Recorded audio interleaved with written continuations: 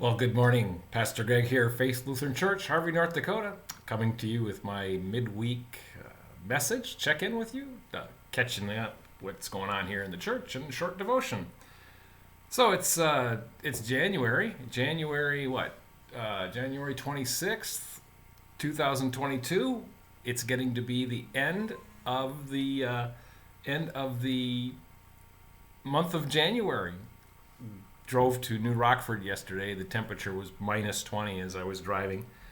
This morning, as I'm driving here to the church, the temperature is plus 20.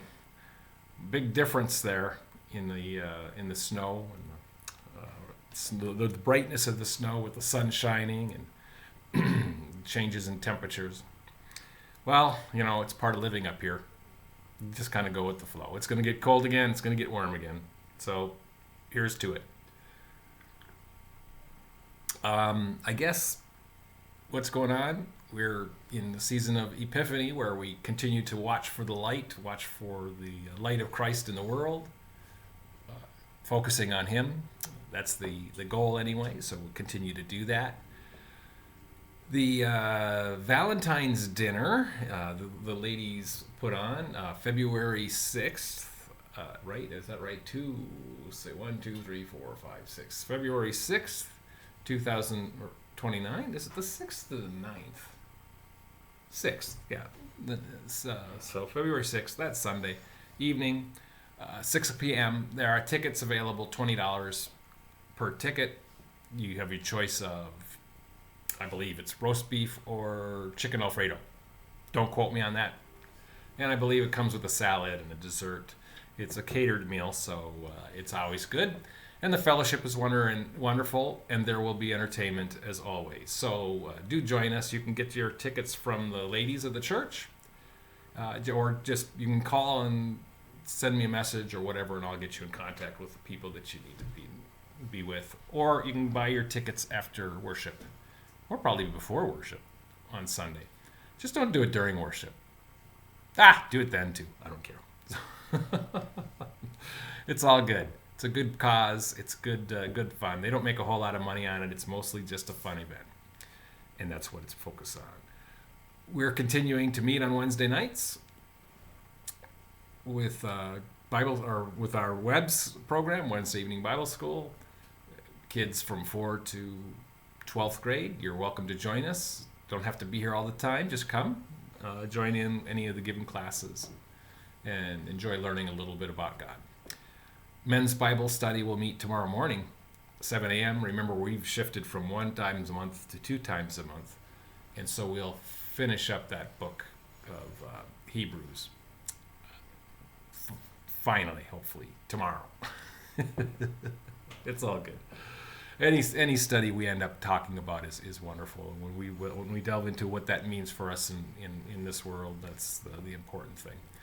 So let's see what else. That's really pretty much it. We're kind of just floating along in this time.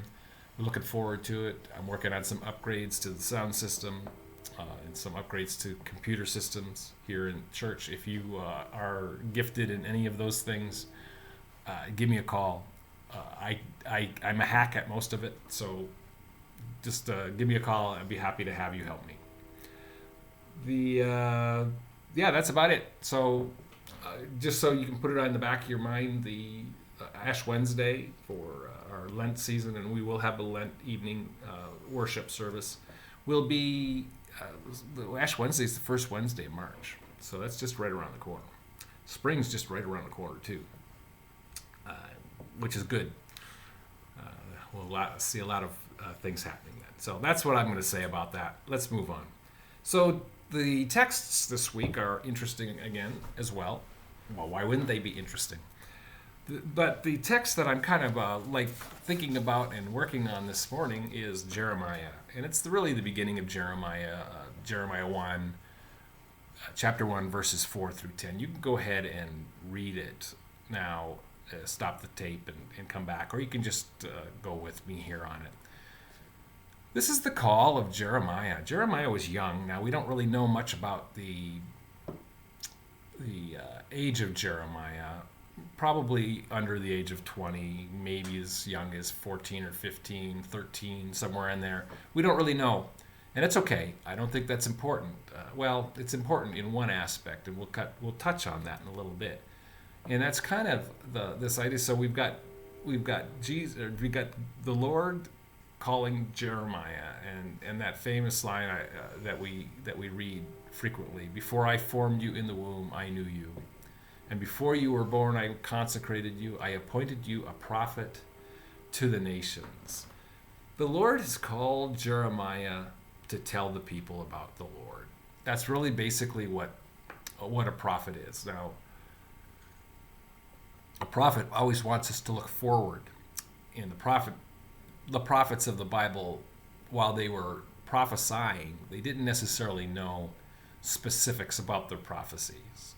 They kind of just let us know that, for instance, a Messiah was going to come and so forth. And that happens in Jesus, and we see that in Jesus, and he helps us look back at those and understand how we are interacting with all of that. So this continues on, and the verse 6, Jeremiah says, "Ah, Lord God, behold, I do not know how to speak, for I am only a youth." So I don't know what to say.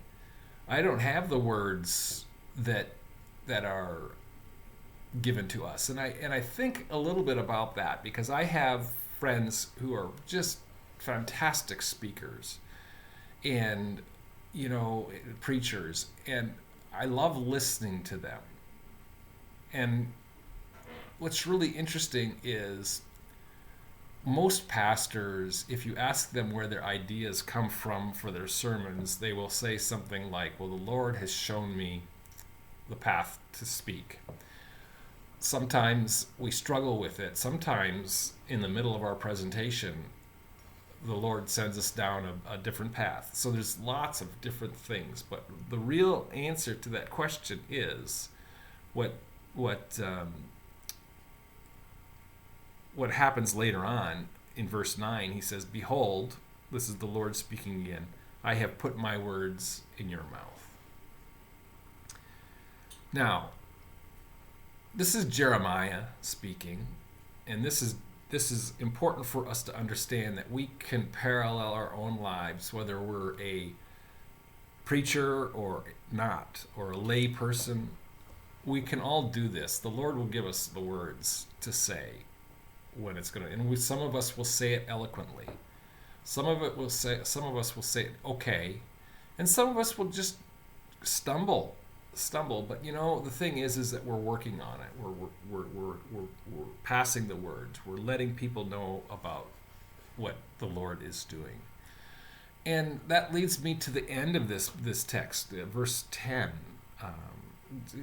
The Lord says, "See, I have set you over this day over nations and kingdoms." So the Lord is saying that his kingdom is elevated above the things of this world. And that's kind of what that means in a nutshell.